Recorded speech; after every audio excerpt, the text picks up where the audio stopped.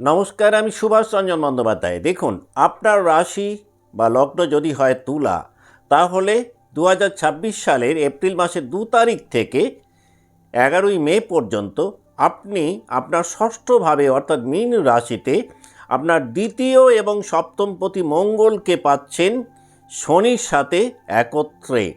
শনি কিন্তু আপনার চতুর্থ এবং পঞ্চমপতি গ্রহ। এই সময়টার মধ্যে আবার আপনার একাদশপতি রবি, তিনিও মীন রাশিতে অবস্থান করছেন 14ই এপ্রিল পর্যন্ত। তাহলে এপ্রিলের 14 তারিখ পর্যন্ত আপনি একটা ত্রিগ্রহ যোগ পাচ্ছেন আপনার ষষ্ঠভাবে। শনি আপনাদের ষষ্ঠভাবে সঞ্চার করেছিলেন 2025 সালের মার্চ মাসে। তারপর এই প্রথমবার প্রায় দীর্ঘ 30 বছর পর কিন্তু আপনার ষষ্ঠ স্থানে অর্থাৎ মীন রাশিতে আপনার ধনপতি এবং সপ্তমপতিকে শনির সাথে একত্রে আপনি পাচ্ছেন। এই কম্বিনেশন একাধিক ক্ষেত্রে একটা তীব্র প্রভাব আপনার জীবনে আনতে পারে। বিশেষ করে আপনাদের দ্বাদশভাবে কিন্তু শনির এবং মঙ্গলের পূর্ণ দৃষ্টি থাকছে। অন্যদিক থেকে আপনার অষ্টমভাবে শনির দৃষ্টি রয়েছে। কম্বিনেশনটা তৈরি হচ্ছে কোথায় না আপনার ষষ্ঠভাবে। এই সময়টাতে হঠাৎ করে ঋণ সংক্রান্ত ব্যাপারে একটা প্রভাব আপনার জীবনে পড়তে পারে। এই সময়টাতে ফিজিক্যাল হেলথের জায়গাটাতেও কিন্তু বেশ ভালো একটা প্রভাব আপনি পেতে পারেন। অন্যদিক থেকে আবার শত্রুতার জায়গাটাতেও কিন্তু একটা বড় ধরনের রদবদল কিন্তু এপ্রিলের 2 তারিখ থেকে মে মাসের 11 তারিখ এই সময়টাতে আপনি পেতে পারেন। আপনার ষষ্ঠভাবে শনি এবং মঙ্গল একত্রে থাকাকালীন যে ফিল্ডগুলোতে সবথেকে বড় চেঞ্জেসগুলো আপনি পেতে পারেন, সেটা হচ্ছে আপনি যদি লিগাল প্রফেশনে থাকেন, আপনি যদি জুরিসডিক্যাল সায়েন্সে থাকেন, আপনি যদি নেভিতে থাকেন, আপনি যদি শিপিং ইন্ডাস্ট্রিতে থাকেন, আপনি কিন্তু খুব ভালো প্রভাব পেতে পারেন। আপনি যদি হসপিটাল রিলেটেড কোনো বিজনেসে থাকেন, আপনি যদি হেলথ কেয়ার বিজনেসে থাকেন, আপনি যদি স্পিরিচুয়াল ফিল্ডে কাজকর্ম করেন, তাহলেও কিন্তু এই কম্বিনেশান একটা ভালো প্রভাব আপনার ক্ষেত্রে ফেলতে পারে। আপনি যদি কেমিক্যাল ইঞ্জিনিয়ারিংয়ে থাকেন, আপনি যদি অয়েল ইন্ডাস্ট্রিতে থাকেন, আপনি যদি ফার্মাসিউটিক্যাল ইন্ডাস্ট্রিতে থাকেন, তাহলেও কিন্তু আপনার ষষ্ঠভাবে তৈরি হওয়া শনি এবং মঙ্গলের একত্রে অবস্থান একটা বড় প্রভাব আপনার ক্ষেত্রে আনতে পারে, যদি আপনার জন্মরাশি বা লগ্ন হয় তুলা। আপনার ষষ্ঠভাবে তৈরি হওয়া এই শনি এবং মঙ্গলের একত্রে অবস্থান অনেক বেশি প্রভাব ফেলতে পারে যদি আপনার জন্মছকে শনি এবং মঙ্গল একত্রে থাকে। যদি বর্তমানে আপনি শনি বা মঙ্গলের মহাদশা বা অন্তর্দশায় থাকেন, যদি আপনার জন্মছকে ষষ্ঠ ভাব, অষ্টম ভাব, দ্বাদশ ভাব একটুখানি দুর্বল থাকে, জন্মকালীন যাদের ছকে শনি, মঙ্গল বা রবির অবস্থান দুর্বল, তারা কিন্তু এই যোগের কারণে একটু বেশি প্রভাবিত হতে পারেন এপ্রিলের 2 তারিখ থেকে মে মাসের 11 তারিখ পর্যন্ত। আপনার ষষ্ঠভাবে তৈরি হওয়া শনি এবং মঙ্গলের যোগের কারণে আপনি এই সময়টাতে শত্রুতাদের খুব সুন্দরভাবে মোকাবিলা করতে সক্ষম হবেন। যারা দীর্ঘদিন ধরে শত্রুতার কারণে অনেকটাই পিছিয়ে যাচ্ছিলেন, তারা কিন্তু দেখবেন এই সময়টাতে এমন কিছু কৌশল আপনারা অবলম্বন করতে পারবেন গ্রহগত অবস্থানের কারণে, যেটা শত্রুদের ক্ষেত্রে কিন্তু একটা খুব স্ট্রং প্রভাব তৈরি করবে। এই সময়টাতে শত্রুতায় জয়লাভের কিন্তু একটা স্ট্রং পসিবিলিটি থাকছে যদি আপনার জন্মরাশি বা লগ্ন হয় তুলা। তবে শারীরিক দিক থেকে কিন্তু, কারণ দেখুন মীন রাশিতে অবস্থান করে মঙ্গল কিন্তু তুলায় দৃষ্টি দিচ্ছেন, সুতরাং এই সময়টাতে হঠাৎ করে যে কোনো সংক্রমণ আপনার হেলথের ক্ষেত্রে একটা বড় ট্রাবল দিতে পারে। শারীরিক দিক থেকে কম বেশি একটা ক্লান্তির মধ্যে আপনি থাকতে পারেন। স্ট্রেস বা অ্যাংজাইটি রিলেটেড প্রবলেমগুলোও কিন্তু এই সময় একটুখানি হলেও মাথাচাড়া দিয়ে উঠতে পারে যদি আপনার রাশি বা লগ্ন হয় তুলা। এই সময়টাতে তুলার যারা জাতক বা জাতিকা রয়েছেন, কাজকর্মের প্রেশারের কারণে কিন্তু একটা এক্সহশন আপনাদের মধ্যে তৈরি হতে পারে শনি এবং মঙ্গল মীন রাশিতে একত্রে থাকাকালীন।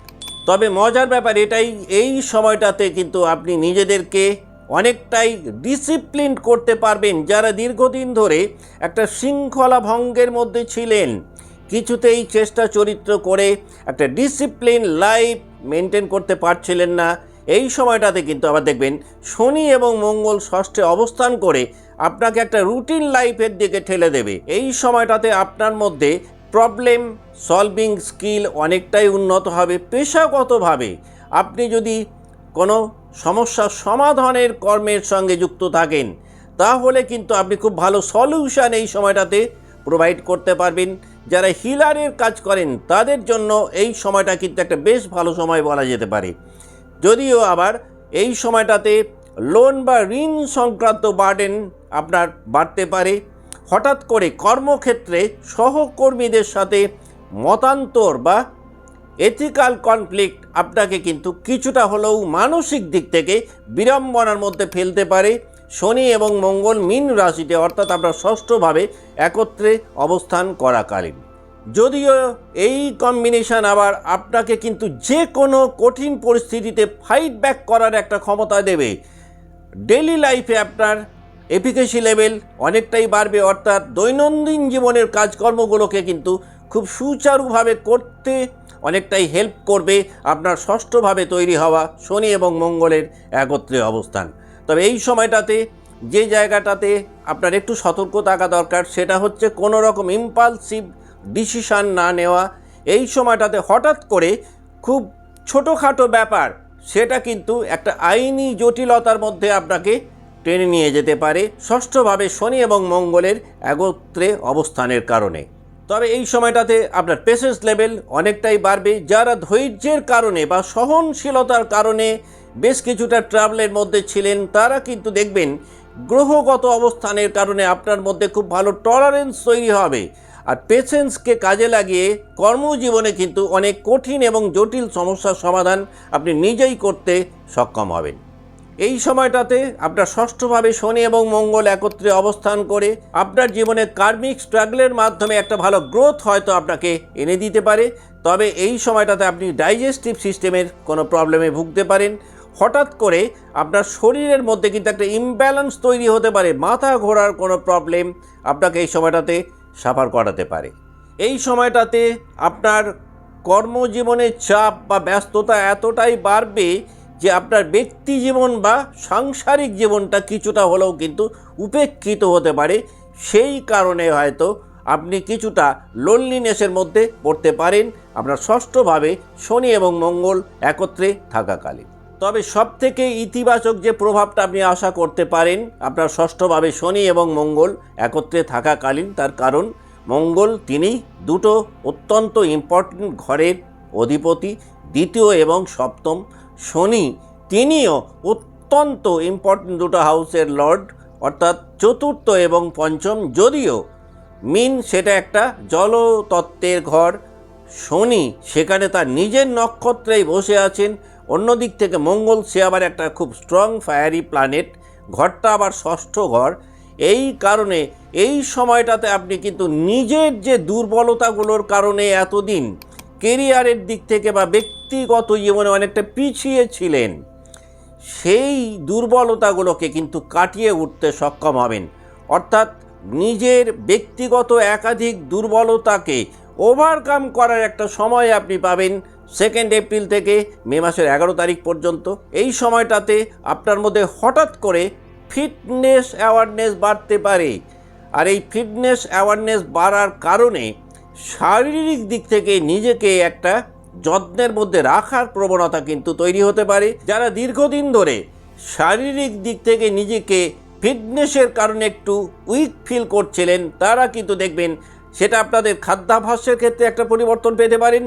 আবার ডেইলি রুটিনের মাধ্যমেও হেলথ সেক্টরটাকে নিজেই অনেকটা প্রমোট করে ফেললেন। এই সময়টাতে আর একটা মস্ত বড় জায়গা আপনারা পেতে পারেন, সেটা হচ্ছে যারা ওয়েট ম্যানেজমেন্টের কারণে মানসিক দিক থেকে ডিপ্রেশনের মধ্যে ছিলেন, হঠাৎ করে কিন্তু বডি ওয়েট মেনটেন করতে পারার মতন একটা পরিবেশ পরিস্থিতি গ্রহগত কারণে তৈরি হবে এবং ওয়েট রিলেটেড যে ডিপ্রেশন বা টেনশানগুলোর মধ্যে ছিলেন সেই জায়গা থেকে নিজেকে অনেকটাই বের করতে সক্ষম হবেন। আলটিমেটলি শরীরের ক্ষেত্রে আবার কিছুটা আরোগ্য বা হিলিংও আপনি এক্সপেক্ট করতে পারেন। শনি এবং মঙ্গলের এই ষষ্ঠভাবে অবস্থান করাকালীন অর্থাৎ এপ্রিলের 2 তারিখ থেকে মে মাসের 11 তারিখ পর্যন্ত। আজকের মতো অনুষ্ঠান এখানেই শেষ করছি। ভালো থাকবেন। নমস্কার।